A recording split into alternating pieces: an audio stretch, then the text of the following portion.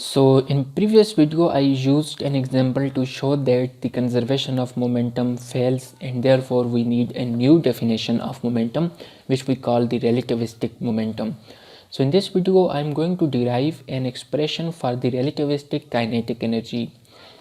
So basically according to work energy theorem, so if a force acts on an object and it produces a displacement dx, so the work done is given by F dot dx which is equal to F dx.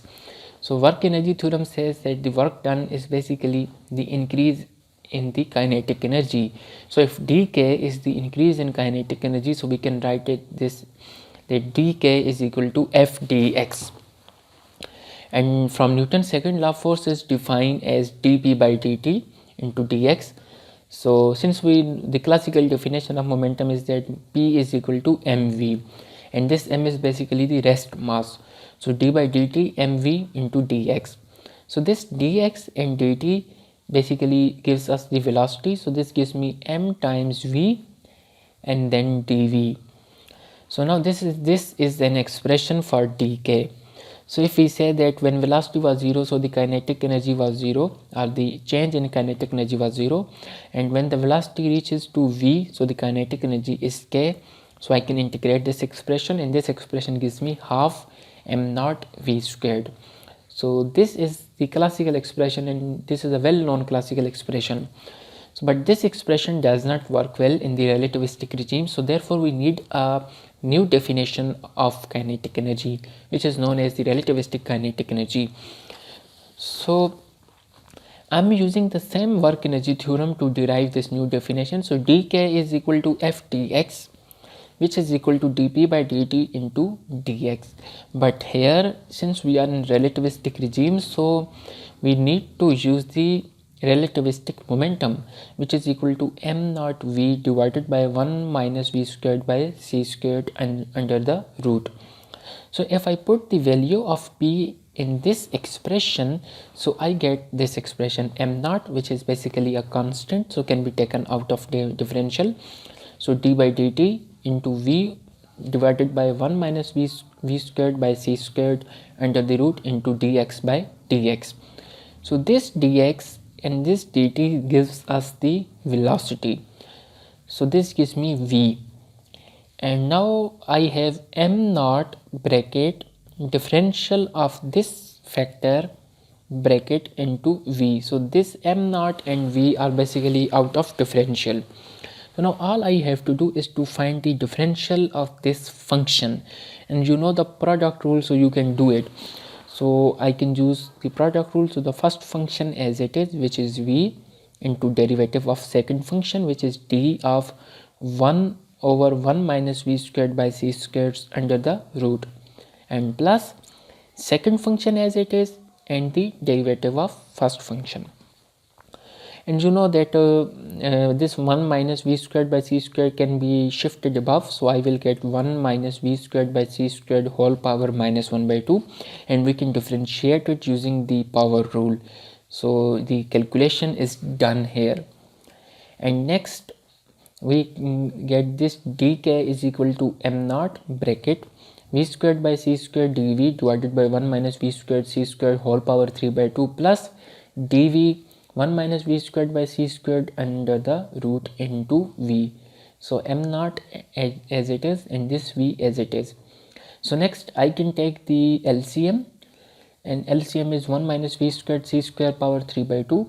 So this gives me v squared by c squared plus, and now this 3 by 2 minus 1 by 2 which is equal to 1. So I need to multiply by this factor 1 minus v squared by c squared. So v squared plus v squared by c squared minus v squared by c squared cancel out and we get 1. So now this is our expression, simplified expression m naught v dv divided by 1 minus v squared by c squared whole power 3 by 2. So if when the velocity was 0, so let's say kinetic energy or the change in kinetic energy was 0, and when the velocity is v, so kinetic energy is k. So I need to integrate this expression. So this expression gives me 0 to v integral v dv divided by 1 minus v squared by c squared 3 by 2 and m naught. because m naught is a constant.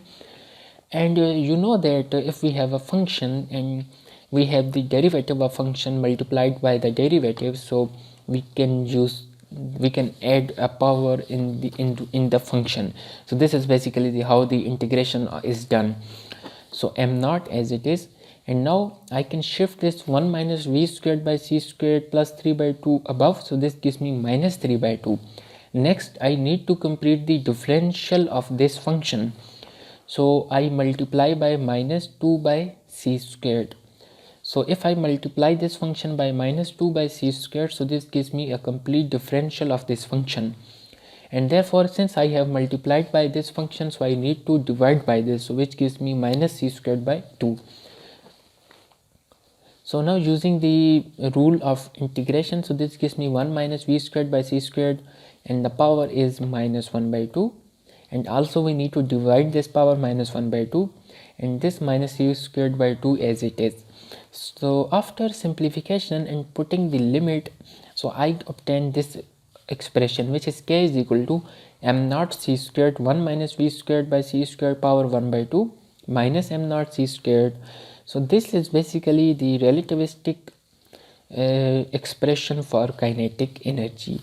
But since now we know that our expression of kinetic energy, that is half m naught v squared, works very well in the low velocity regime.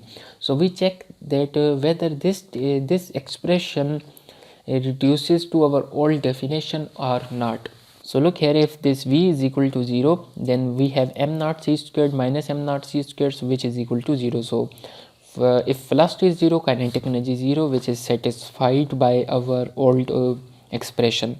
But now if our velocity is very less than speed of light, so I can expand this term using the binomial expression. So m naught c squared can be taken as common, and next I have 1 minus v squared by c squared power minus 1 by 2 minus 1. So I can expand this expression, so this gives me 1 plus nx, means that 1 minus 1 by 2 minus v squared by c squared. So this gives me 1 plus 1 by 2 v squared by c squared. So sorry, here 1 by 2 is missing, so there is 1 by 2 with v squared by c squared. So 1 minus 1 cancel out and we are left with half m naught v squared, which is the classical definition of kinetic energy. So yes, this expression reduces to our old definition in the low velocity regime. Okay, so if I shift this kinetic energy or the rest mass on the other side, so we get k plus m naught c squared is equal to m naught c squared divided by 1 minus v squared by c squared. So we know that this m naught by 1 minus v squared by c squared is the relativistic mass, so this gives me mc squared is equal to k plus m naught c squared. So this mc squared is known as the total energy of our system. So we can say that the total energy E is equal to kinetic energy plus rest mass energy.